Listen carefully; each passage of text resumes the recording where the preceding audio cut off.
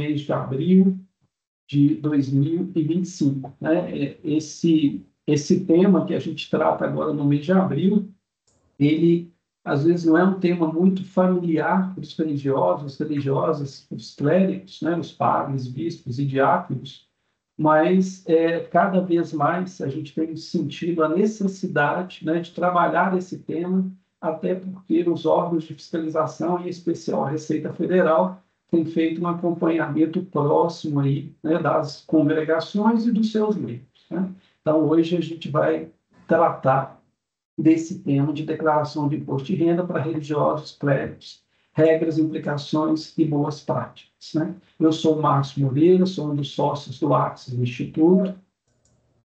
Sejam todos muito bem-vindas, muito bem-vindos.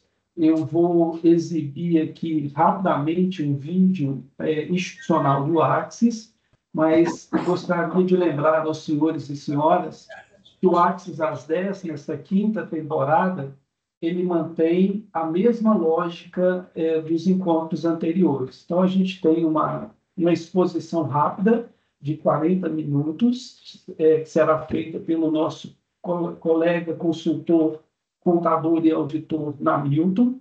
Ele vai explorar o tempo dentro de 40 minutos de forma objetiva as principais questões pertinentes ao imposto de renda, às boas práticas, a questão da pessoa física do religioso, a pessoa física da religiosa, quando que tem que entregar a declaração de imposto de renda, quando que não tem, alguns cuidados, né? Porque independente de ser religioso ou religiosa ou clérigo, é um CPF, é uma responsabilidade pessoal. Então, o Namilton vai explorar esse tema durante 40 minutos, depois nós temos 20 minutos de colocações de perguntas que podem ser socializadas através do chat, também podem ser enviadas, né, para o número do celular que a gente vai apresentar aí.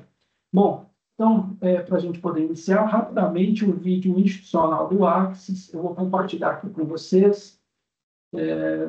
Só um instante, por favor.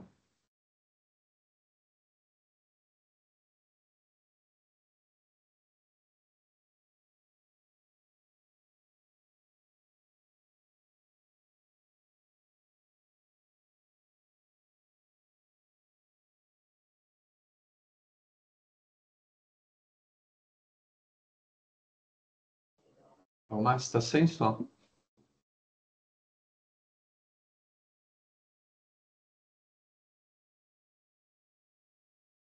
Tá conseguindo ouvir, Bruno? Alguma coisa? Está sem som, Márcio.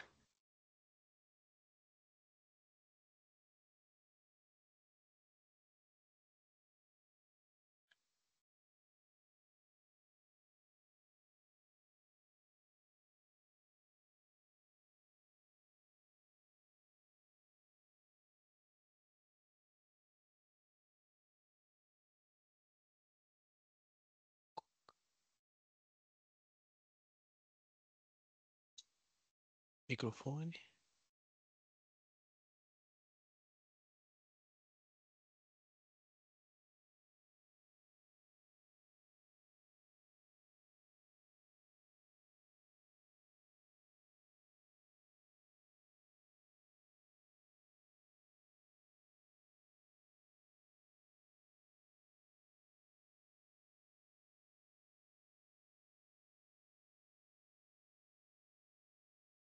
Bom, então é só uma breve mensagem do Axis, né, para aqueles que ainda não os conhecem bem, e estamos aí à disposição. Então, Namilton, por favor, seja muito bem-vindo, fique à vontade, né, para poder fazer a sua apresentação dentro dessa lógica. Lembrando que a gente tem os 40 minutos, pode enviar as perguntas que a gente vai também dedicar o tempo aí a respondê-las. Antes das perguntas, a gente vai ter uma breve fala institucional também da Maria Lúcia. Namilton, por favor, fique à vontade, seja muito bem-vindo, bom dia.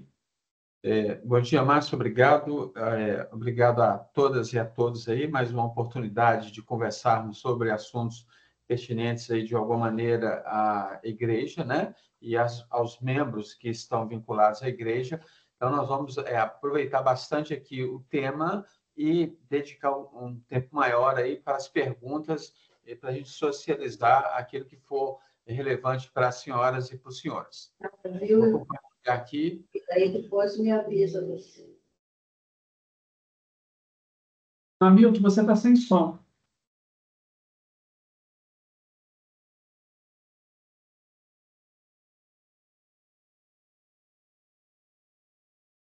Hamilton, você está sem som, tá bom? Desde o começo? Jóia. Beleza. Então, desde o começo você estava sem som, Márcio? Não. É só um pedacinho da sua fala, mas está tranquilo, pode seguir. Esse.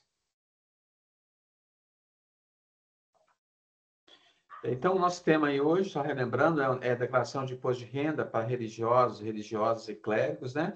Falar um pouco sobre essas regras no Brasil, implicações e boas práticas, né? Dentro da nossa, na nossa atuação no dia a dia, junto às congregações, dioceses, arquidioceses. O Márcio está conosco, mas também é contador, auditor, então ele também é uma pessoa que pode nos auxiliar bastante aí na interpretação das perguntas e no encaminhamento dos assuntos. Lembrando aí que é gravado esse encontro, vai estar disponibilizado nas redes sociais do Axis. Encaminhe, por gentileza, aí mais perguntas, né, pelo chat. Fique, não precisa se identificar. O objetivo maior aqui é a gente discutir tópicos, temas, né? E podem reproduzir o que for apresentado aqui, citando a fonte, porque quanto mais informações a gente divulgar para o bem da nossa igreja, tanto melhor. A gente vai alinhar alguns conceitos que são fundamentais quando a gente fala de imposto de renda vinculado a membros da igreja. Então, a gente tem diretamente aí ao Código de Direito Canônico, no Cânon 281, ele fala que os clérigos que já se dedicam ao ministério eclesiástico têm direito a uma remuneração adequada à sua condição, levando-se em conta a natureza do próprio ofício e as condições do lugar e tempo, e com a qual possam prover as necessidades da própria vida e a justa retribuição daqueles de cujo serviço necessitam. Então, já vem aqui as próprias normas, o Código de Direito Canônico e Igreja Católica já diz que os seus membros têm direito a um valor, né? Não vamos nos ater aqui aos termos, mas ele fala assim, olha, tem direito a receber um valor para se manter. É isso que esse cânon fala. E lá no cânon 670, vem falar dos institutos de vida consagrada. E fala também que os institutos de vida consagrada devem proporcionar aos religiosos tudo que lhe é necessário de acordo com as constituições de cada congregação para alcançar a finalidade de sua vocação. Então, nós temos aí, no primeiro momento, dois pilares da regra do direito canônico da igreja, que diz, olha, parte do que a gente tem como receita da igreja é também para manter os membros que fazem parte da igreja. Aqui nós temos o Acordo Brasil-Santa Sé. O Acordo Brasil-Santa Sé, só para lembrar, é um acordo firmado entre o governo brasileiro e o Vaticano, onde ele foi materializado, né, nesse decreto 7.107 de 2010, é um decreto muito importante. Todos aqueles que, de alguma maneira, lidam com a igreja, é bom dar uma leitura nesse decreto, e especialmente aí no artigo 16 desse decreto. E lembrando que quando um decreto, né, um acordo é feito entre dois países, lembrando aí que o Vaticano é um país, né, ele é considerado um país, então por isso foi possível fazer esse acordo, que acordo é feito entre países, né, no caso o Brasil e aí o Estado do Vaticano. Então, nesse artigo 16, o decreto fala assim, olha, o vínculo entre os ministros consagrados ou os fiéis de diocese ou institutos é de caráter religioso, ou seja, não é trabalhista e não gera vínculo trabalhista. Então, todas as tarefas executadas pelos seus membros, e esse artigo tem força legal no Brasil, então não gera vínculo empregatício.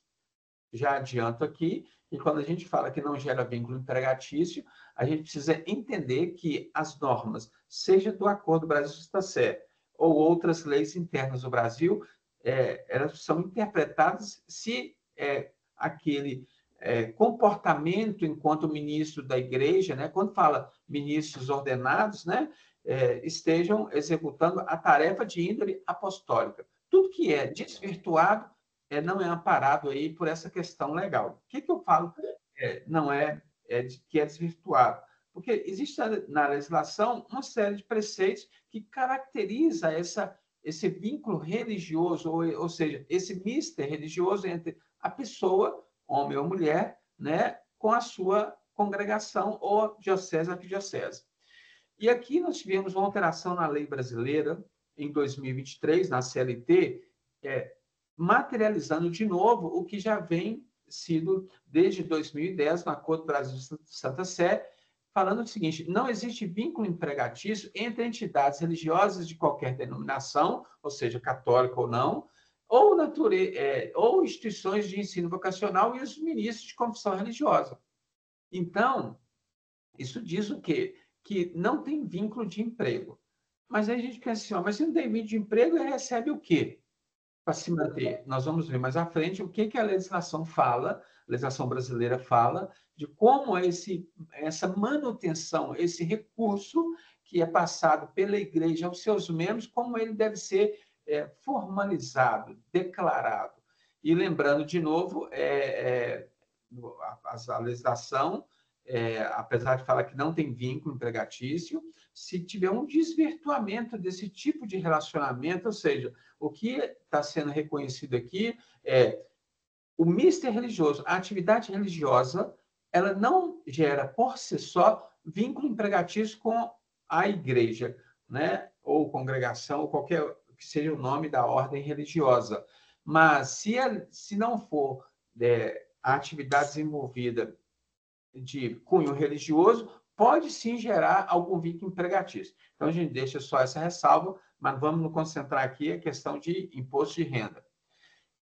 Outra legislação do Brasil fala o nome os valores, né, que a gente conhece mais por côngrua, né, no caso da Igreja Católica, que os valores despedidos pelas entidades religiosas e instituições de ensino vocacional, como ministros de confissão religiosa, membros de Instituto de Vida Consagrada, de congregação ou de ordem religiosa, isso é côngrua. Então, o nome, né, que se conhece regularmente é o valor que a igreja passa para os seus membros, para a manutenção dos seus membros, lembrando que membros são os ministros ordenados, né, principalmente os ministros ordenados, é um valor de côngrua, é para a sua subsistência, para a sua manutenção.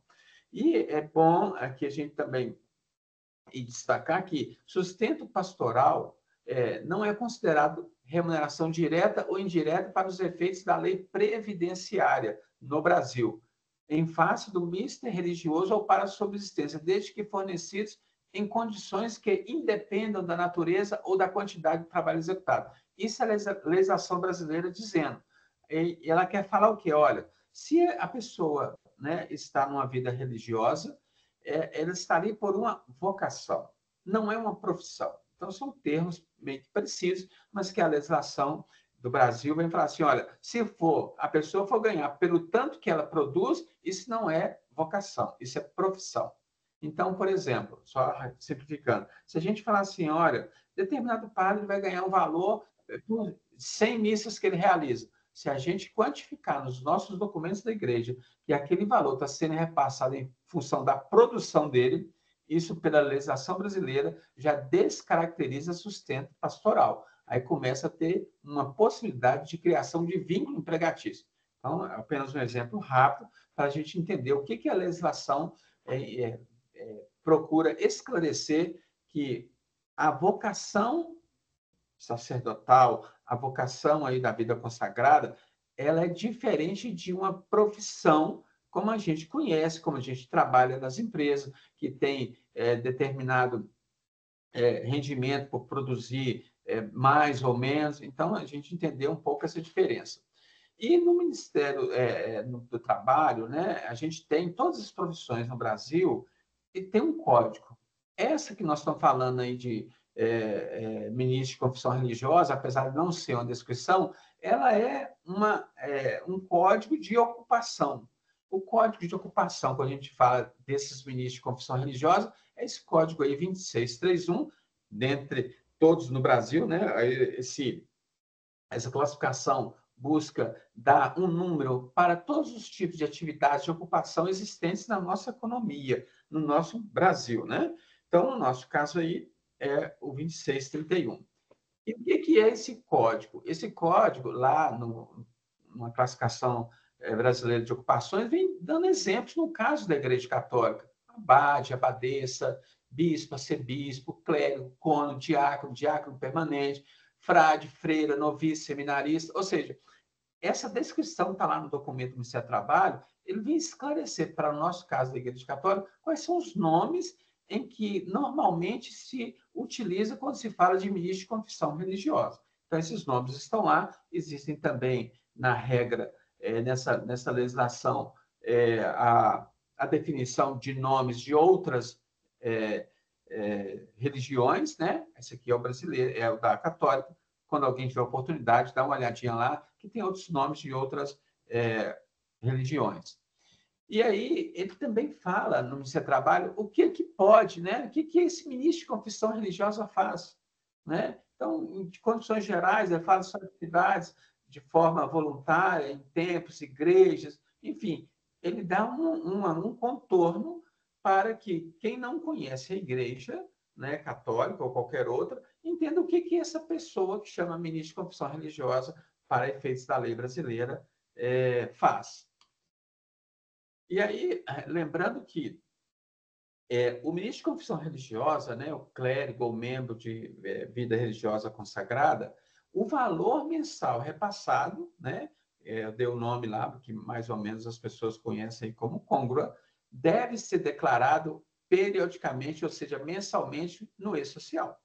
Isso é uma obrigação, a categoria é esse número que está aí, o 781, e o grupo é contribuinte individual. Lembrando que, no Brasil, a pessoa que desenvolve atividades, né, religiosas, né, no caso padre, freira, que todo mundo conhece aí, eles são contribuintes obrigatórios da Previdência Social. Então, ela não é uma profissão, ela é uma vocação, mas a lei brasileira determina que eles procedam ao recolhimento do INSS mês a mês, né? O valor que é recolhido independe da côngrua que recebe, ou seja, independe do rendimento ou do valor que a congregação eventualmente ou diocese passa por padre ou para religioso ou religiosa, mas de alguma maneira ele tem que recolher. E no e-social, assim como os funcionários das instituições, das empresas, declara lá no e-social tudo que recebe. A mesma coisa é a côngrua também. Quando a diocese, quando a congregação repassa um valor para o seu membro a título de côngrua, ela deve obrigatoriamente inserir essa aí no e-social, que é a informação que vai direto lá para a Receita Federal. E o que então, resumindo aí, o que é sustento pastoral que a gente viu lá nos cânones, inicialmente? Para a lei brasileira, aí tem uma interpretação COSIT, né? Lá, ao lado direito aí, o COSIT é a norma, são documentos da Receita Federal, e ela vai procurando entender o que acontece no meio religioso. E toda vez que ela faz essa interpretação, ela, obviamente, ela vê aquela que os membros da Igreja Católica e outras igrejas evangélicas, por exemplo, que são em maior número. Mas o que é sustento pastoral? Ela fala, o imposto de renda, ela quer que você junte tudo que você receba da instituição religiosa, independentemente do nome, côngrua, prebenda, diária, esporte, ajuda de custo, tem que juntar isso tudo para tributar mensalmente no imposto de renda. Então, lembrando, olha, eu repasso côngrua, então repasso, eu já tenho que informar lá no e-social. Então, tudo que eu repasso, o valor que eu repasso, que eu, instituição, repasso para o meu membro, a Receita Federal entende que tudo isso é base de imposto de renda. Você, mas, Namilton, uma coisa foi um prêmio, uma coisa foi uma doação. Olha, para a Receita Federal, o valor que a organização religiosa repassa para o seu membro tem um caráter de sustento pastoral. Esse é o caráter que a Receita Federal entende. E sobre essa base, ela incide imposto de renda na tabela que todo mundo conhece, que é a tabela progressiva, né? Aquela tabela que incide sobre qualquer um que ganha salário ou recebe salário. E aí, a própria Receita Federal vem, ao longo dos anos, tentando entender, e essa aí é de 2019, é recente por quê? Porque não é toda hora que tem um assunto de igreja e que a Receita Federal se pronuncia. essa aí é uma solução de consulta interna da Receita Federal, onde a própria Receita Federal, ao fiscalizar as instituições, alguns órgãos da Receita procurou saber o seguinte: olha, tem uns que ganham mais, tem uns que ganham menos, pode ser isso mesmo, fica parecendo que é salário. E aí a Receita Federal falou assim: olha, pode sim ter valores de congruas diferentes numa mesma instituição, como, por exemplo, em função dos cargos. Então, ele sabe que um bispo, por exemplo, tem um cargo maior do que um ecônomo, do que o pároco. Mesma coisa, se for congregação, ele pode entender que um superior provincial, ela tem um cargo superior, por exemplo, a uma ecônoma, a uma superiora local de comunidade. Então, enfim, a Receita Federal entende que pode sim ter valores diferentes, não precisa ser padronizado, mas precisa ter um critério que a própria instituição religiosa define. E lembrando aqui, gente, ó, a Receita Federal, essa notícia aí, todos possivelmente devem saber, de que a pessoa, padre, religioso ou religiosa, ele tem um CPF. E esse CPF, a Receita Federal vai analisar independentemente de qual profissão ou vocação que a pessoa tenha. Então, esse caso aí, por exemplo, a Receita Federal, esse aí originou, óbvio, da questão de Lava Jato, mas o que a gente quer destacar aqui? Essa parte é no jornal, né, que destacou lá que o padre, a Receita Federal olhou lá nas análises internas e não viu algumas propriedades declaradas no imposto de renda. Isso que a gente pode falar porque está na mídia, né? Então não estou falando nada que seja secreto, né? Isso que está publicado.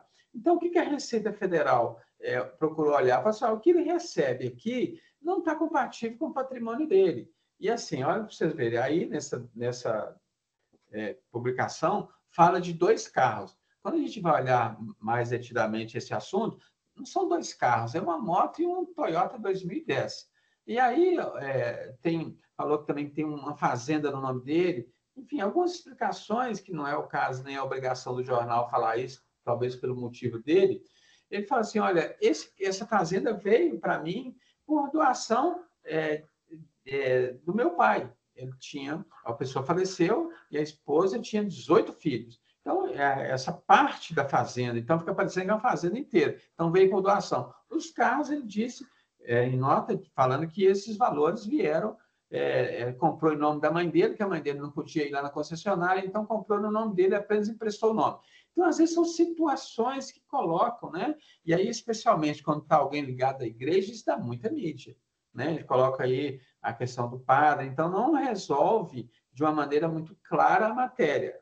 Está trazendo aqui para o nosso assunto o cuidado da gente ver as nossas obrigações enquanto cidadão ou cidadã perante a Receita Federal.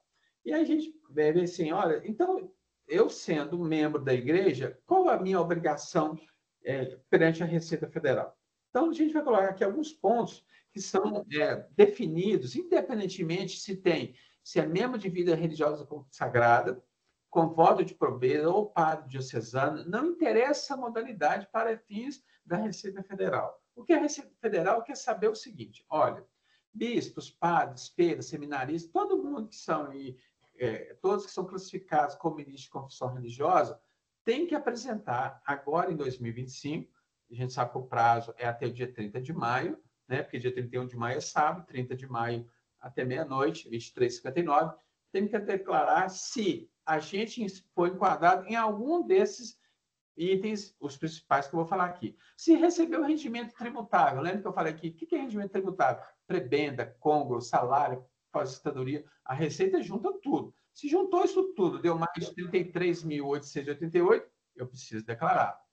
Se eu recebi rendimento isento, não tributável na fonte, superior a 200 mil, isso aí está incluso, né? Só para lembrar, herança, doação, né? Então, se, por exemplo, alguém doou um apartamento para um religioso ou religiosa ou um padre, isso é uma doação. Se é mais de 200 mil, já caiu num critério que eu tenho que apresentar.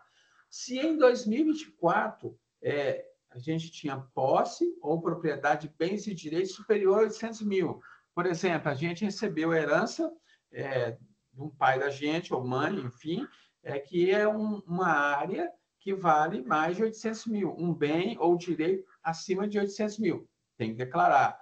Se veio para o Brasil, trabalhar no Brasil, né, eventualmente aí, as pessoas que vieram para o Brasil passou na condição de residente, também tem que entregar. Também se houve o caso de operações em bolsa, né, que no caso, por exemplo, de padres diocesanos ou outros membros aí da vida da igreja, se aplicou em bolsa e foi o valor superior a 40 mil no ano de 24, tem que entregar. Então, assim, são itens dos principais aqui que nos traz uma atenção maior para a gente ter que apresentar a declaração. E aí a gente lembra que a Receita Federal, enquanto órgão arrecadador no Brasil, ele tem muitas fontes de informações obrigatórias. Né? Qual é a fonte de informação obrigatória? As empresas, as organizações têm a obrigação de mandar várias informações para a Receita Federal. E hoje é muito fácil, né? Antes, a pessoa, quando nascia, às vezes ia tirar CPF com 18 anos, 16 anos, quando ia trabalhar. Hoje a pessoa já sai da maternidade com um CPF. Então, já põe um chip nele aí, que é um CPF, e tudo ali vai concentrando informação no CPF. Então, essas informações, todas a Receita tem. Todas. Às vezes, ela pode não ter tempo de notificar todo mundo, mas ela vê o comportamento de cada um. Cartão de crédito, cartão de débito, viagens, redes sociais. Né? O pessoal também tem um núcleo na própria Receita Federal que analisa. De repente, a pessoa é isenta e está lá no Instagram dela, ou no Facebook dela, enfim, na rede social dela, passeando, viajando no iate com carros caros. Ou seja, esses comportamentos, né, não só decorrem de informações objetivas passadas por uma empresa, mas também daquelas que são informadas por nós mesmos, né, através de redes sociais. Eles também pegam isso para poder avaliar se está tendo alguma sonegação. E aí, lembrando aí, todos nós temos aí agora, tudo está no nosso celular, né? Essas facilidades aí da internet. Então, eles têm, a Receita Federal, tanto um sistema que é software, né? Que chama ARP, tanto de hardware, que é máquina, tudo de última geração. Para quê?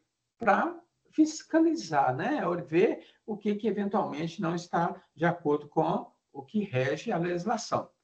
Então, lembrando aí, a Receita Federal, só para dar um exemplo, desde 2015 tem essa normativa onde as instituições financeiras devem informar valor movimentado ou saldo em cada mês superior a 2 mil, quando for pessoa física, e 6 mil pessoa jurídica. Ou seja, ela vai reunindo ali uma série de informações e vai guardando. Então, às vezes, 2 mil no mês não paga imposto de renda, que a nossa tabela hoje é até 2 mil, 2 salários mínimos, né? Se o salário mínimo é 1.400, 1.518, é mais ou menos aí quase 3 mil reais. Então, mas ela vai juntando aquele rol de informações. Para quê? Para que depois, né, mesmo que a gente não declare, ela vai olhando o nosso comportamento, né? Qualquer pessoa que tenha CPF e vai cruzando esse tanto de dados. Se eu falo que eu não recebo nada, como é que eu estou indo 3 vezes ao ano na Europa? Ou seja, se eu estou ali com um jatinho, se eu estou ali com um barco, se eu estou ali com a moto, com um carro caro, isso tudo vai sendo motivo de análise. Por exemplo, nós falamos que o padre, né, por exemplo, recebe côngora, recebe um salário mínimo de côngora, um salário, 2 salários.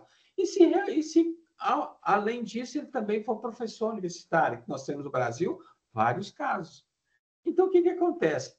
No final do ano, a Receita já vai ter lá a côngora, porque a diocese informou. O salário dele lá na escola, na faculdade, né? Porque pagou o salário para ele, já está informando mensalmente no E-Social. Então, isso tudo junta, a Receita já tem o dado.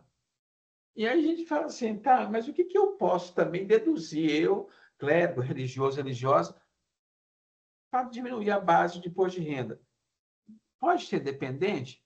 Pode.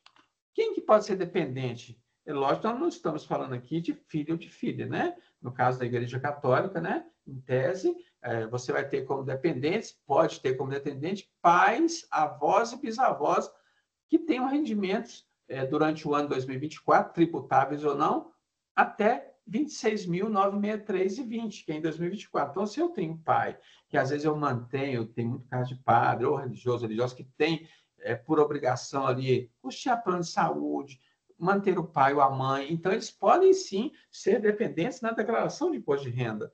Lembrando que quando a gente coloca alguém como dependente na nossa declaração, a gente também tem que incluir os rendimentos e os bens daquele nosso dependente. Por exemplo, quem tem filho pequeno, óbvio que quando é menor de idade, provavelmente ele não tem nada, mas eu vou declarar, né, ele como meu dependente. Ah, mas ele está com 18, 19, começou a trabalhar, está com menor aprendiz. Aquele valor que recebe, estagiário ou não, eu declaro. Ah, no caso do padre, no caso religioso, religiosa. Olha, se estiver mantendo os pais, pode sim colocá-los como dependente, tem que avaliar aí cada caso se vale a pena ou não até esse determinado limite. E lembrando aí, né, gente, cada dia a gente recebe uma surpresa, né? Essa é matéria do UOL, tá assim, família e filho de padre morto disputam herança de 5 milhões no interior de Minas. Então, aí, ó, foi, porém, uma outra descoberta que surpreendeu ainda mais, a de que seu pai, padre, havia acumulado uma fortuna de 5 milhões. Então, entre joias, uma fazenda e outros bens. Está parecendo que é aquele padre lá, né? Mas não é não, isso aqui é outra coisa. E ainda tinha outra confusão, que é reconhecer paternidade e direito de receber herança.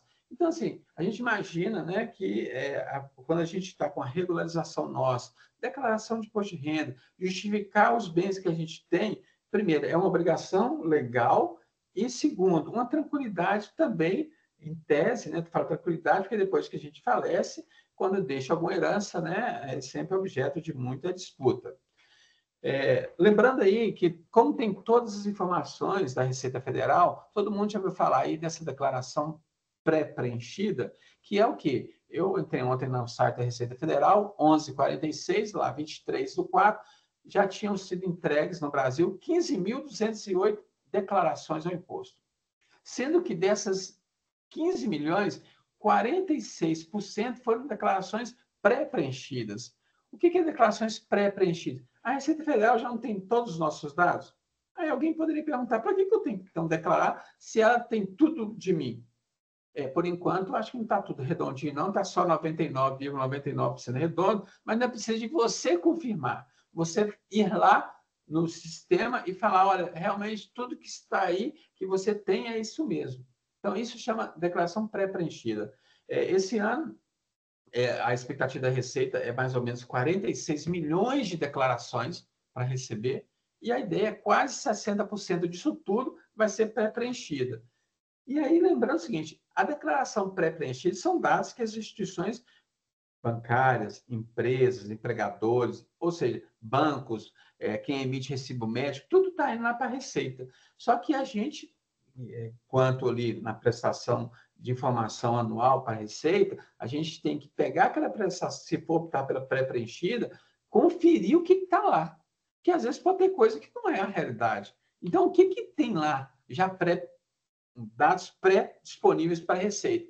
Tem dados da declaração de imposto de renda anterior, tem restituição de imposto de renda do ano passado se recebeu, os fundos de investimento se eu tenho aplicação no banco, os imóveis que eu comprei, porque anualmente, quando a gente faz uma escritura, o cartório já manda para a Receita, saldos de contas bancárias, rendimentos isentos, inclusive aquelas pessoas que têm aí alguma isenção por ter doença grave, está lá também, informações vindas das empresas, de DMED, que são declarações aí de despesas médicas, cartão de crédito, previdência privada, quem tem alguma previdência privada tem informação lá, doações que alguém efetuou para a gente, declarou no nosso CPF, criptoativos, conta bancária ainda não declarada, olha o título que eles colocam, ainda não declarado, ou seja, o banco já mandou, mas você esqueceu de colocar, e contas bancárias no exterior. Então, tudo isso aí está no pré-preenchido. Eu não sei se faltou alguma coisa aqui, né, gente? Talvez, no máximo, aí, uma contribuição que passou só com dinheiro, alguém não declarou, enfim, está tudo aí. Então, lembrando aí da declaração de imposto de renda, só para mostrar aqui o código, quem é sacerdote ou membros de ordem religiosa, é o código da ocupação principal 263, né? E lembrando que a gente pode, na declaração, deduzir as nossas despesas que a gente teve como dependente, plano de saúde, várias despesas, ou tem aqueles descontos simplificados, né? Lembrando aí que desconto simplificado é o quê? É uma modalidade que a Receita pode dar a opção para todo mundo, em que a declaração simplificada é você considerar todos os seus rendimentos tributários e desconta 20% a título de qualquer outra dedução. Então, limitado aí a 16.754, significa que se eu recebi 100 mil no ano passado, tributável, eu vou, na declaração simplificada, se eu não for colocar todos os descontos que eu tive de médico, consultas, dependentes, se eu não quiser usar nada disso, né, ou educação com escola que eu tive, eu opto por 20% de tudo que eu tenho como tributável. Porém, esses 20% está limitada a 16 mil reais, 16.754. E na declaração completa, o que é a declaração completa? Onde eu descrevo tudo que eu tenho, que eu paguei, que eu recebi. E a declaração de imposto de renda, na completa, nós temos aí a contribuição previdenciária, né, da pessoa que paga lá o carnezinho do INSS, quem tem previdência privada, né, nessa modalidade aí PGBL, que significa Plano Gerador de Benefícios Livres, mas limitada a 12% da renda, então tem algumas questões lá. Despesa médica sem limite, ou seja, tudo que eu gastar, e isso aí tem projetos no Congresso, principalmente da Receita, querendo limitar essas despesas médicas, o que é um absurdo. Despesa com educação, independentemente do valor que eu gastei, o máximo que eu posso deduzir é 3.560. Dependente, como eu disse lá, pode ser pais, avós, né? 2.278 que eu posso deduzir. Então, de uma maneira geral, essa declaração, quando a gente vai preencher, ela te dá, você preenche tudo, mesmo lá na pré-preenchida, você valida tudo, e depois lá no próprio sistema, ele te dá uma dica, olha, é melhor você optar pela simplificada ou pela completa, só para entender um pouco que o próprio sistema gera. E quais os principais motivos que gera? São assim,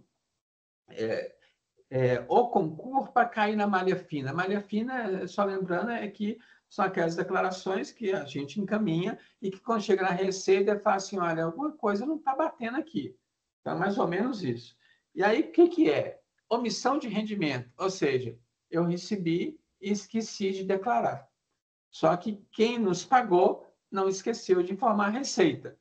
Ou, às vezes, eu estou gastando muito cartão de crédito, conta, e aí a Receita está tudo lá informado. Ele fala assim, olha, de onde você recebeu isso? E você não está gastando tanto, mas vem de onde esse dinheiro? Você não me manda declaração.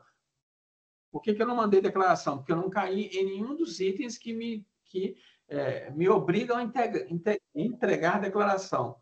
Porém, eles vão falar assim, olha, você está omitindo rendimento, porque primeiro está gastando mais, muito mais, e às vezes o rendimento seu não é compatível. Despesas médicas não confirmadas ou não declaradas. Às vezes tem recibos, né, gente, que de repente a gente vai, não pega o recibo, ou às vezes lança um valor que provavelmente não é o valor que foi pago, ou às vezes a gente pagou também para o médico, né, ou despesas médicas, onde a pessoa não declarou para a Receita. Então, às vezes tem essas inconsistências. Sempre é importante o quê? Despesas médicas. Nós pagamos, pegar o recibo, né? E também ter a forma que a gente pagou. Porque o recibo por si só é uma garantia nossa. Mas se eu paguei e a pessoa não declarou, como que eu vou comprovar que eu paguei para aquela pessoa, para aquele médico, enfim, para aquele psicólogo? Olha, pagar com Pix, débito, crédito, qualquer forma que materialize, né? Eu tenho como confirmar depois. Então, hoje na Receita Federal, hoje no Brasil, quando a gente vai a uma consulta médica ou qualquer um desses profissionais, eles têm que fazer essa declaração online para a Receita Federal. Mas pode ser por algum motivo ele não declarou. Então, a gente, por cautela, sempre ficar com um documento escrito, o recibo, e comprovar depois como que eu paguei aquilo. E, por último, às vezes, omissão de rendimentos de dependentes. Esses são os principais, que às vezes eu ponho a pessoa como meu dependente, mas eu não declaro as rendas que o meu dependente teve. Às vezes ele trabalha, às vezes é estagiário, no caso de pai e mãe, provavelmente a aposentadoria dele a gente tem que, né, pegar para poder informar. Os bens também dos nossos dependentes, a gente tem que colocar na nossa declaração. Então, isso tudo aí, assim, resumidamente, são pontos em que a Receita Federal cruza dados, né? Então, a igreja manda dados, a sociedade manda dados, cartão de crédito manda dados, banco manda dados, todo mundo manda dados. Às vezes, só a gente que esquece de mandar algum dado, a gente quando vai declarar, né? Assim, Márcio, procurei ser o mais breve possível, mas para a gente aproveitar ali as perguntas, né, que estiverem aí, para a gente continuar. Márcio. Namilton, muito obrigado. Realmente, assim, o tema a gente poderia explorar muito mais, né, Namilton? Várias outras questões, mas obrigado aí pela abordagem, né? Você foi específico e eu acredito que são questões importantes que você trouxe. A gente tem aqui algumas perguntas, eu tenho aqui umas 10 perguntas, Namilton, que a turma enviou. A gente vai fazer essas perguntas, mas eu queria só lembrar, né, uma questão, antes até de passar a palavra para a Maria Lúcia, né, Milton, que nesse momento que a nossa igreja está tão sentida, né, tão sofrida com a perda aí do Papa Francisco, a gente está, né, nesse momento também, né, de oitava da Páscoa, né, por um lado a gente está angustiado e sentido pela ausência do nosso líder dentro da igreja, mas a gente tem Jesus Cristo como o ressuscitado na oitava da Páscoa e todo esse período de Pentecostes aí que a gente está vivendo. Agora, é interessante você falar que é final de maio, né? Então a gente tem o período aí todo do Pentecostes para poder fazer a declaração. Então a gente tem o mês de maio, apesar que o domingo de Pentecostes é 8 de junho, mas ali no finalzinho de maio para junho a gente ainda tem aí, até final de maio, até dia 30 de maio, como você disse, na sexta-feira a gente tem um prazo para entregar a declaração. Mas eu lembro, quando você falava, e eu pensava nessa questão da data, e lembrava aqui do Papa Francisco, né? Em uma das falas do Papa Francisco em 2023, quando ele falava lá a César o que é de César, a Deus o que é de Deus, ele reforçava muito isso, né? A importância do nosso papel social, do nosso papel como agente público, como agente, como pessoa física, como responsável perante as instituições. Então, a gente tem que honrar isso, né? Tudo que é de nossa responsabilidade, a gente tem que honrar. É claro que é Deus em primeiro lugar, né? Mas essa vida do ser humano também é aquilo que não é contrário ao direito divino, a gente tem que também cumprir as nossas obrigações. Bom, Maria Lúcia, por favor, fique à vontade, antes da gente passar para as perguntas, que eu já estou separando aqui algumas para poder me passar, Namilton. Vamos ouvir aí a Maria Lúcia. Maria Lúcia, por favor. Bom dia a todas, bom dia a todos. Eu sou a Maria Lúcia e estou aqui hoje para reforçar o nosso convite para a participação no curso de Governança e Gestão, que será ministrado pelo Dr. Sebastião nos dias 7 e 8 de maio, em São Paulo. Nessa ocasião, né, nós trataremos de temas bem práticos, né, além das questões conceituais, das questões dos instrumentos, e com certeza serão 2 dias aí de muito aprendizado, né? Debateremos temas aí relevantes nesse contexto da governança, como conflitos entre OR e associação, identidade organizacional, prevenção de fraudes, planejamento das obras, né? Vamos ter o Ariston também falando sobre a importância da gestão patrimonial para a perenidade das obras. Falaremos também de centro de serviços compartilhados, dentre vários outros que traremos para debate e também assim questões bem atualizadas sobre o assunto. Então, esperamos por vocês, ainda temos poucas vagas, mas ainda temos algumas, e esperamos vocês conosco neste evento lá em São Paulo. Muito obrigada. Obrigado, Maria Lúcia, né?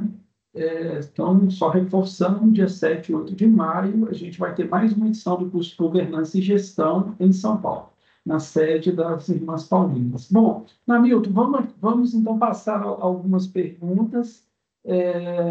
A primeira, Namilton, a pessoa não identificou aqui, foi mandado através do WhatsApp aqui pela Verônica, não tem rendimentos na diocese, porém existe uma herança que teria direito.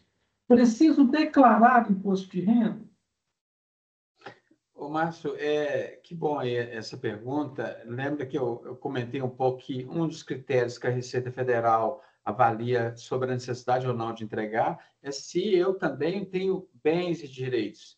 Herança também é bens e direitos. Então, se a gente recebeu, né, uma herança, e essa herança tem aquele valor superior lá, né, que são bens isentos, né, superior aí a 200 mil, a gente precisa declarar, né? Imposto de renda. Então, independentemente de não receber valores lá da diocese como congros, né? Enfim, não tem nenhum valor que receba, esses outros que a gente recebe, seja de herança ou outras doações, a gente precisa lembrar que veio para o nosso CPF. Mesmo que a gente receba aquele bem e doe, por exemplo, para a igreja. Mas a gente tem que lembrar que antes de eu doar, esse bem vem para o meu CPF. E a Receita Federal recebe a primeira informação que tal CPF recebeu tal bem. Né? Então, precisa ir atentar para que, se tem um valor superior a esses 200 mil, ele tem obrigatoriamente que apresentar a declaração para a Receita Federal. Beleza, Hamilton. Até na mesma linha, a respeito de doação, Hamilton, uma pessoa contou uma história que eu vou resumir. Ela falou o seguinte: olha, meu pai faleceu, é uma religiosa, que meu pai faleceu e me deixou um carro de herança que ele havia comprado há cerca de 2 anos. A província teve que pagar um imposto pelo fato de eu ter recebido o carro como herança. Após consultar a província, a madre optou por vender o carro e deixar o dinheiro, cerca de 80 mil, na congregação. Fui surpreendida com uma notificação no meu nome enviada pela Receita Federal, cobrando um imposto chamado ganho de capital. Isso é devido? Na minha história foi grande, mas ela recebeu uma herança, um carro de herança. O pai faleceu, deixou um carro para ela. Ela, pelo jeito que ela pagou o imposto quando recebeu o carro, e a madre depois determinou a venda do carro. Depois que vendeu, a Receita Federal está cobrando o imposto dela. O que você pode dizer sobre isso aí? Ô, Márcio, eu quero dizer o seguinte: todo bem que, quando é vendido, e quando é uma irmã que vende, a gente sempre quer pagar mais, porque deve ser um carro mais conservado, né? Um carro abençoado, então, realmente, às vezes, a pessoa paga um pouco mais. Mas, assim, primeira coisa, quando ela recebeu o bem, né, do pai ou de quem foi a herança dela, esse imposto que fala aí que a província pagou deve ter sido aquele imposto estadual, que quando a gente recebe uma herança, tem um imposto a pagar para o Estado. Cada Estado tem um alíquota, né? Que é mais ou menos 4%, 5%. Então, isso é um caso. Mas quando vendeu o bem, quando a madre ou a província lá vendeu o bem, quando saiu lá no recibo do carro, saiu irmã fulana de tal, CPF tal, vendeu por X reais. A Receita Federal já tem o dado de quanto o carro estava lá na declaração do pai dela, né? E quando ela vendeu por um preço maior, tem sim que pagar ganho de capital, né? Ganho de capital é, só para resumir, mais ou menos uns 15% sobre a diferença do que eu vendi para o que eu comprei. Então, se eu vendi o carro por 80 e comprei, sei lá, por 50, eu tive 30 mil de ganho de capital. Sobre isso tem que pagar imposto. Então, é bom estar com esse cuidado, porque lembra que eu falei, olha, antes de ir para uma organização religiosa ou para alguém que tem um CNPJ, ele está no meu CPF, enquanto pessoa física, religioso ou religiosa, ou padre, enfim, está no meu CPF. Então, precisa atentar, e seria importante, né? As próprias aí, às vezes a irmã ou o padre não atentou para isso, mas as organizações precisam ajudá-las a entender isso, porque na medida em que é notificado, lembra que quando cai qualquer coisa em nome de membro da igreja, especialmente da católica, ou qualquer um da católica, dá muita mídia? Então, as pessoas falam que acham que está querendo intencionalmente deixar de pagar alguma coisa. Não, esse caso a gente vê claramente que é falta, né, Márcio, às vezes, de informação das partes, né? Seja da província, ou da superior, ou da madre, quem vendeu, e às vezes da irmã ou do religioso, que deu aquele carro, né, para as obras da igreja. Beleza, Hamilton. Então, existe o ganho de capital, né, que tem que ser pago, que é diferente ali do imposto de renda, né, um imposto específico, porque ela tinha um bem e foi vendido por um valor maior. Em resumo, é isso, né? Hamilton, uma outra, mais duas perguntas que eu estou juntando aqui, porque são parecidas. A pessoa que está com câncer precisa pagar imposto de renda mesmo sem aposentar? Isso é uma pergunta. A outra, tem uma neoplastia maligna. Mesmo assim, a compra paga pela diocese sofre a retenção do imposto de renda? Quando tem direito a essa isenção? Ficaram claras as perguntas, né? Entendi, Márcio. Essa questão, vamos começar da última aí, que é assim, para quem tem as doenças, tem algumas doenças em que a Receita Federal não, né? A legislação, né? Porque a Receita Federal não dá nada. Então, assim, a legislação fala que determinadas doenças geram o direito da pessoa ter isenção de imposto de renda.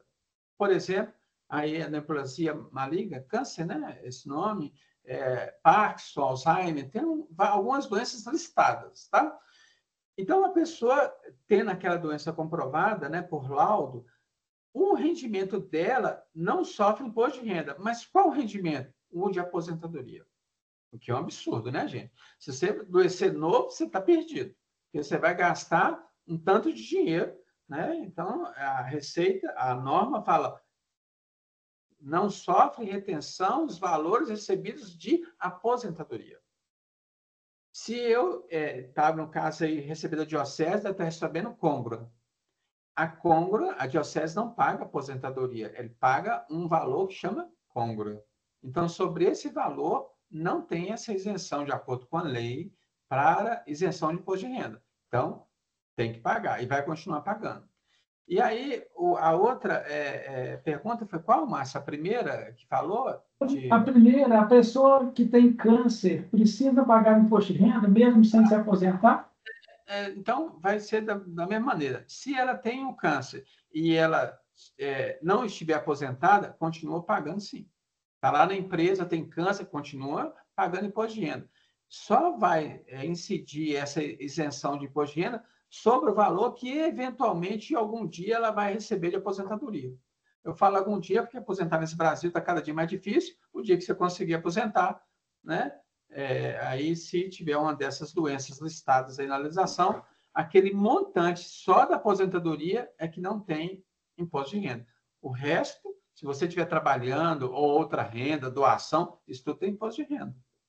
Não, tá joia. Naumilton, duas perguntas aqui, uma que está no nosso chat, uma outra que veio pelo celular, tudo referente à idade. Se há limite de aposentadoria para realizar a declaração. Desculpa, se há limite de idade para poder realizar a declaração de imposto de renda. E a outra pergunta também é no mesmo sentido: se tiver mais de 80 anos, precisa declarar? Declarar, mas no Brasil, infelizmente, não tem nada a ver com a idade.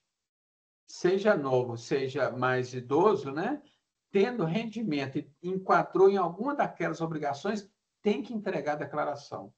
Né? Então, se tem 80, 90, 70, 100, não interessa a idade. Vai interessar o quê? O fato que gera a obrigação. Dinheiro aplicado, bens que tem nome da pessoa. Então, infelizmente, em relação à idade, podia ser igual tem gratuidade no ônibus, né? Quando você completa uma idade, você não entra de graça. Quando você completasse, por exemplo, 80, que já é assim, né? Uma idade que já pagou muito imposto, você podia parar de pagar, né? Talvez aí quem está nos assistindo, mandar aí para os deputados que conhecem, para fazer esse projeto de lei e isentar acima de 80 anos aí, seria uma boa, Márcio. Mas tem que entregar. A idade não tem nada a ver com essa obrigação. Tá certo, Namilton. Outra pergunta aqui, Namilton, a respeito de cirurgia plástica, Namilton. A despesa com cirurgia plástica reparadora pode ser deduzida no imposto de renda? Ô, Marcelo, não sei como é que foi essa pergunta, mas eu vou falar assim o que eu estou entendendo aqui. Gente, uma coisa, a legislação fala o seguinte, olha, quando é reparadora, não é lift, né, gente? Lift, assim, quando você põe aqui botox, né, aquela coisa toda assim, quando fala reparadora, é uma questão mais clínica, né? Mas, enfim, se a pessoa foi lá, aí não interessa, né? Não estou entrando aqui no mérito se deve ou se não deve, mas se foi feita numa clínica por orientação médica, né? Fez lá, isso tudo pode deduzir. Mas se você fez fora, né? Foi um procedimento, foi lá na estética, na esteticista, que hoje tem muito, não tem? Essas clínicas de esteticista, que a pessoa não é médica, aí você entra de um jeito, sai quadrado, redondo, isso aqui, que enche aquilo. Aqui não pode. Tá? Mas se for reparadora, o sentido da legislação, quando fala reparadora, é alguma coisa para voltar a um status que tem a ver com a sua saúde. É saúde física, tá? Não é saúde psicológica, não, que a pessoa não está concordando ali com aquelas rugas, aquele vira um conflito. Não, essa coisa não é reparadora. Reparadora é qualquer outra cirurgia plástica, né, que repare a uma condição física normal. Tá, Joia. Namico, nós temos mais 5 minutinhos aqui, Namico, mais algumas perguntas. Olha só, temos aqui na Diocese despesa com nutricionista para alguns padres. Eles podem deduzir essas despesas na declaração de imposto de renda? Namico, eu vou emendar uma outra que está mais duas que estão no site. Então, uma primeira é despesa de nutricionista paga para alguns padres. As outras duas, Namico, que estão aqui no site, fala de plano de saúde pago pela pessoa jurídica. Se pode ser declarado no CPF das religiosas, que é uma pergunta que foi feita aqui, e depois também no mesmo sentido, a mesma lógica dos padres, pago pela arquidiocese. Na verdade, são 3, amigo, desculpa. A primeira é o nutricionista, a segunda é o plano de saúde para as religiosas e a terceira é o plano de saúde dos padres. Tá certo. Então, a primeira aí de nutricionista, só lembrando o seguinte, né? Alguns profissionais que estão aí na área da saúde, a Receita não reconhece ele sozinho como competente para gerar uma despesa que a gente possa deduzir na nossa declaração de imposto de renda. O nutricionista poderia, sim, deduzir, Márcio, se tivesse lá no hospital, na conta do hospital. Aí no hospital, a gente recebe visita de nutricionista, um tanto de gente não recebe lá, visita que eu digo de tratamento. Se eu tiver que pagar, se eu estiver no hospital, isso pode. Se não for no hospital, não pode. Aquela consulta com o nutricionista, não pode, pela regra atual da Receita, deduzir como despesa médica.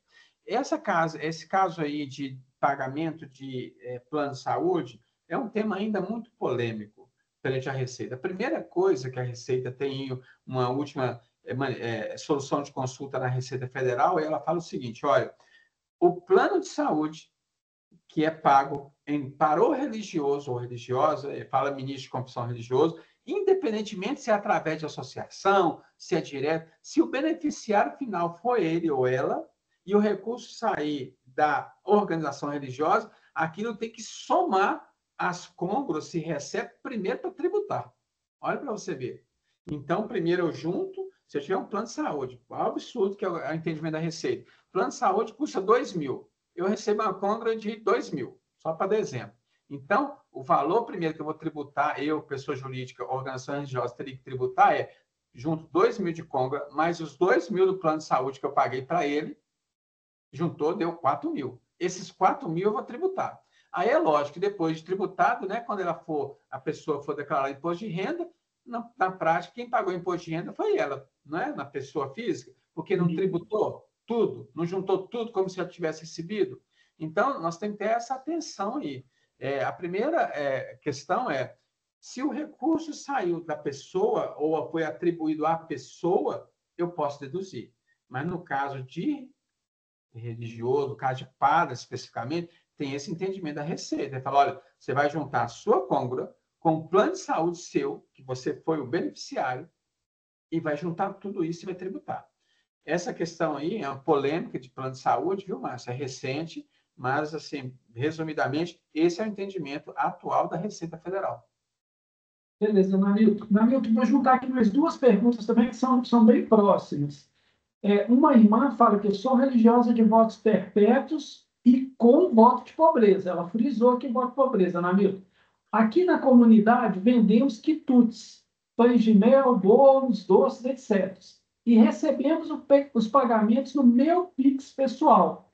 Preciso declarar? Essa é uma pergunta. A outra que está parecida com isso, Namilton, que é um religioso que diz que é cantor, recebe pagamento de direito autoral, porém todo o recurso ele entrega para a ordem, Preciso declarar? Ou seja, uma recebe venda de quitute, de bolo, de pão de mel, na pessoa física através de Pix. E o outro também recebe na pessoa física, mas é cantor. Os dois estão perguntando se eles são obrigados a declarar. Ok. Bom, mas primeira quando falou de quitute, se é feito por religiosos, deve ser muito gostoso, né? Que fazem, em geral. Mas, enfim, regra básica.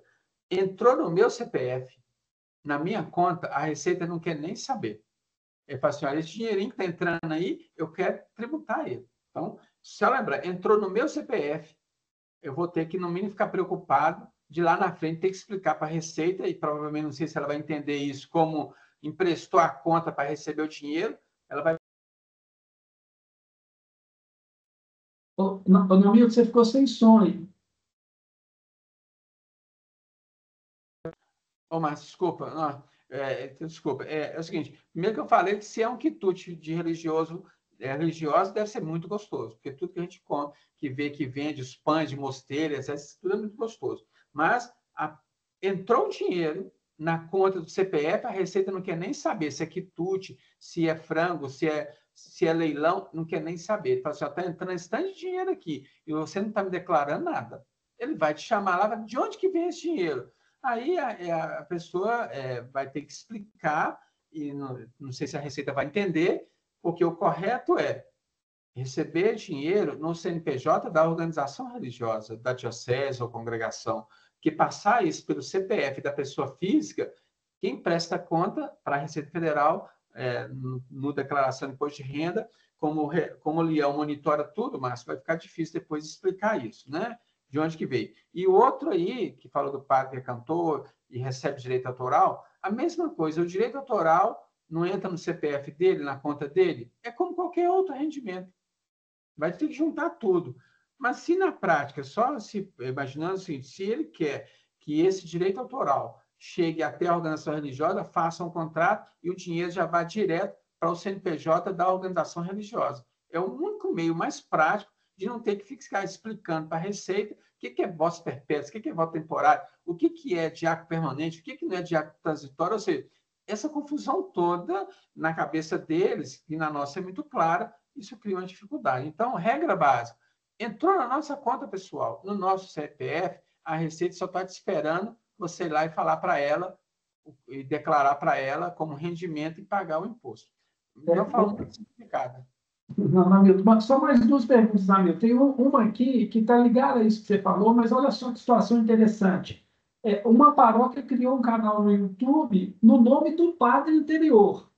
E esse padre continua recebendo em sua conta os repasses de monetização do canal, mesmo após ter saído da paróquia. Quais as implicações fiscais? Deu para entender? O padre era o pároco, ele abriu um canal no YouTube e certamente teve uma procura boa e o YouTube passou a pagar um valor para ele. Só que deposita na pessoa física do padre anterior. Quais são as implicações ligadas a isso? Ô, Márcio, a implicação é igual do quitute, né? Que está vendendo lá. Caiu no CPF, a Receita vai chamar. Essa história toda, que você acabou de me dizer, ele vai ter que contar para a Receita, e a Receita vai ver se vai não tributar e talvez até notificar também a organização religiosa. Vai falar assim, olha, ele falou em nome da igreja. E tem umas decisões judiciais aí recentes de tribunais superiores no Brasil que trazem uma complexidade desse tipo de coisa. Por quê? A igreja tem lá os seus membros, por exemplo, o padre. O padre representa uma figura eclesiástica importante, independentemente de onde ele estiver. O que a justiça tem entendido olha, as pessoas confiam na igreja e nos seus representantes. Então, se o seu representante fizer alguma coisa que não está condizente com alguma legislação ou feriu alguma norma, a igreja também pode ser responsabilizada. Então, nesse caso aí, criou o canal, primeiro, se já não está recebendo recurso através do CNPJ da igreja ou da diocese, da congregação, passe a fazê-lo. Né? Essas monetizações, que na verdade são esses valores que recebem por tantos likes, por tantos cliques, por tantas visitações, passa por dinheiro, cadastra lá uma conta que o CNPJ é da organização religiosa e tira do CPF. Então, tudo que cair, regra básica, simples, olha, gente, caiu no meu CPF, eu vou ter que prestar conta. Para Deus eu já estou prestando, para a congregação eu estou prestando, para a diocese eu já estou prestando. Mas, nesse caso aqui, a Receita Federal, que é o interessado, né, em saber de onde veio o dinheiro, pode não estar tendo a informação correta, né, Márcio? De que aquele dinheiro caiu na minha conta, mas não é meu. Né? Então, tá certo. Namilton, só uma outra pergunta aqui, é um colega contador que está fazendo. Eu sou contador, faço a declaração de imposto de renda de um padre idoso que está em uma casa de hospedagem para idosos. Ele pode deduzir essas despesas com a hospedagem dele na declaração de imposto de renda? Mas é parecido com aquela que eu falei, por exemplo, quando essas casas de idosos, né, a gente chama de tudo casa de idoso, mas para a Receita Federal é o seguinte, olha, a minha despesa com plano de saúde eu posso, eu pago o plano de saúde. Mas se eu estiver numa casa dessa chamada casa de idosos, primeiro, para a Receita aceitar isso como dedução, aquela casa chamada de idosos tem que ter o registro como se fosse uma instituição hospitalar. Então, não é por ser uma casa de religioso, uma casa de idoso, que ali a pessoa transformou, etc. Então, a gente precisa entender qual que é a natureza jurídica dessa casa de idosos. Para a Receita, o que tem definido tem que ser um estabelecimento caracterizado como de hospital. Então, é hospital, aí pode deduzir tudo. Não sendo, em regra, em linhas gerais, não conheço caso específico aí, não poderia deduzir esse valor que paga para a pessoa ficar lá nessa casa de idosos. Tá, não, ok. Namilton, olha aqui uma outra pergunta. A pessoa tá aqui. Fiquei confusa com a resposta. Nossos padres pagam valor referente ao plano de saúde. Então, como vou colocar como remuneração? O boleto vem no nome do CNPJ da Arquidiocese e os padres fazem um repasse do valor correspondente a cada um para a Arquidiocese. Minha dúvida seria se posso lançar esse pagamento na declaração de imposto de renda do padre. Márcio, assim, não conheço o caso concreto, mas assim, o que eu disse se o padre paga do bolso dele, né, reembolsa a diocese, aí ele pode. O que eu dei o exemplo é que, às vezes, a gente já viu caso onde quem paga é a diocese. Ela paga, mesmo que o boleto esteja em nome do padre. Lembra que eu falei que a Receita Federal falou assim, olha, independentemente do nome de quem paga, de quem que intermedia, se o dinheiro saiu da ordenação religiosa para pagar isso, vai ter que juntar na côngrua dele. Mas se foi ele que paga, vamos supor que ele receba lá uma côngrua de R$3.000. E desses R$3.000, ele pega R$1.000 e paga o plano de saúde. E o plano de saúde, independentemente se está lá via diocese, né? Se saiu do dinheiro dele, né? Ele tem sim direito a deduzir na sua declaração, porque é uma despesa como um plano normal, como eu, você, que tem plano de saúde, tá? Namilton, só um momento. Oi. Padre Anailton está falando. Ei, tudo bem, Padre Anailton? Está parecendo Namilton, né, Padre? Mas tudo bem. Anailton. É só dentro dessa questão que vocês colocaram aí, para ficar mais claro. O meu GPS, que é o INSS, né, é descontado da minha côngrua. Agora, o meu plano de saúde é pago diretamente pela paróquia, não desconta no meu pagamento de côngruas. Então, a paróquia é quem paga e não eu. Pois é, padre. Então, é isso que eu falei. A Receita Federal, nesses entendimentos recentes dela, nesse caso que o senhor falou aí, a Receita entende o seguinte, olha, esse plano de saúde está pagando para determinado padre. Então, era como se isso também fizesse parte da côngrua. Então, para a Receita é como alguém tendo um benefício. O que a gente acha um absurdo. Por exemplo, quando a gente tem empregado, quando a empresa tem empregado, você não paga o plano de saúde para o empregado? E isso não soma no salário do empregado. No caso da igreja, essa análise da Receita, lógico que é uma análise dela, não é uma lei, mas é o parâmetro dela, ela entende que é como se estivesse passando um valor a mais da lei da côngrua para aquela pessoa, já que eu estou pagando o plano de saúde dela. Então, benefício. é uma questão complicada, delicada, e, assim, certamente haverá muita discussão pela natureza do gasto. Então, plano de saúde, seja na diocese, seja nas empresas, é uma condição normal de trabalho. É como dar o café, o almoço, uma coisa básica, né, padre? Não é nada assim exagerado. Mas é bom a gente destacar aqui que tem esse entendimento recente da Receita nessa configuração. De toda forma, padre, esse plano de saúde pago aí, como o senhor deu o exemplo, em hipótese alguma, pode deduzir na declaração de imposto de renda, em hipótese nenhuma.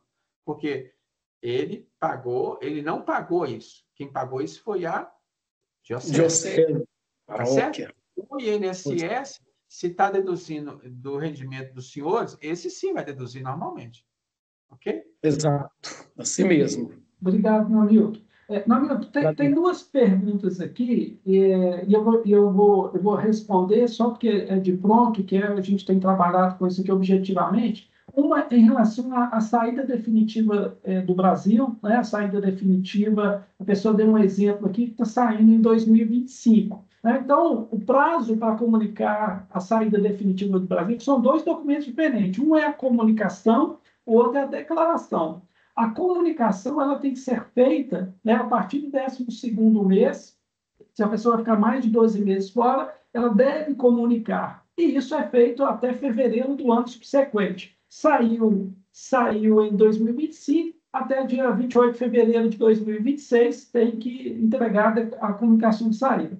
A declaração, não. A declaração de saída ela é o mesmo prazo de declaração de imposto de renda no ano subsequente.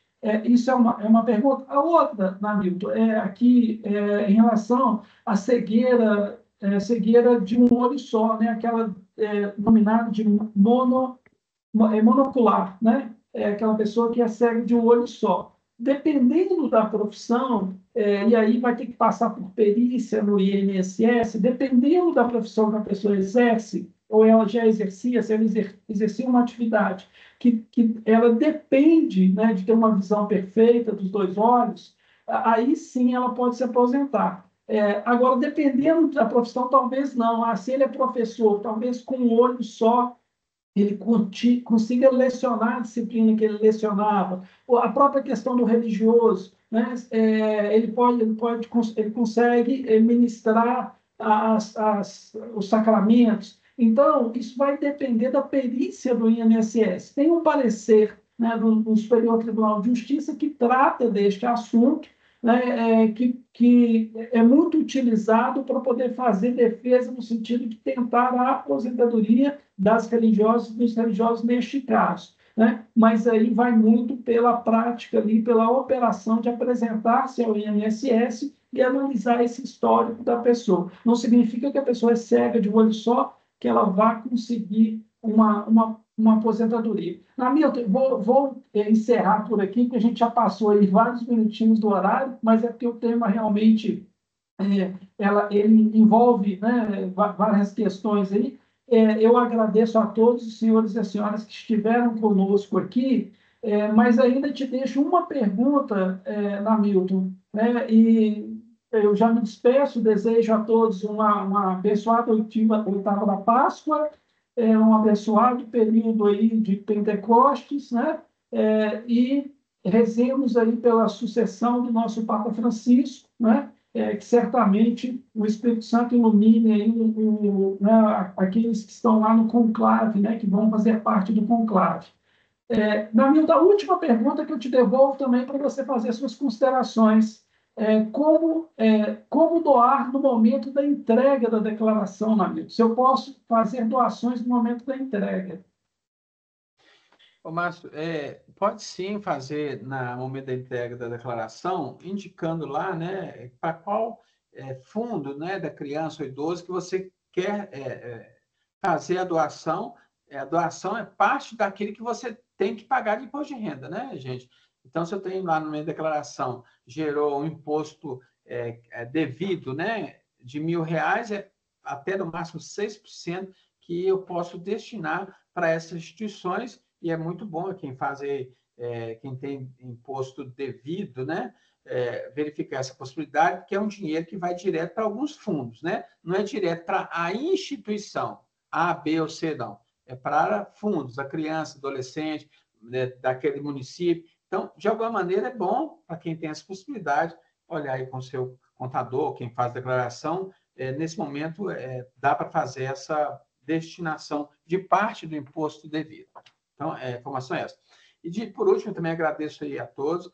É uma oportunidade de discussão, de troca de ideias, né? Todos os senhores e senhoras que estão aqui conosco até agora certamente têm muito a contribuir, se a gente tivesse mais tempo para discutirmos aqui. Agradeço aí, Márcio, a oportunidade também, e que Deus nos abençoe nesse momento aí de passagem de Papa, né? A gente também ficou sentiu muito, a gente trabalha muito com questões do Papa Francisco, na questão de gestão, mas, enfim, torcer para que corra tudo bem, que tenhamos aí um abençoado dia para todos e todas, agradecer e colocarmos aí à disposição e fiquem com Deus. Maria Lúcia, você quer se despedir? Você está sem som, Maria Lúcia? Muito obrigada e até São Paulo, contando com todos e todas. Muito obrigada. Com Deus, gente. Obrigado. Até mais. Fiquem com Deus. Até mais para todos. Bom dia a todos.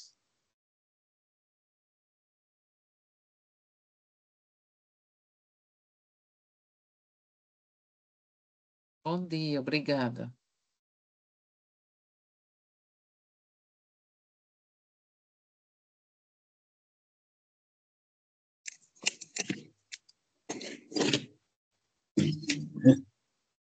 Ferveu.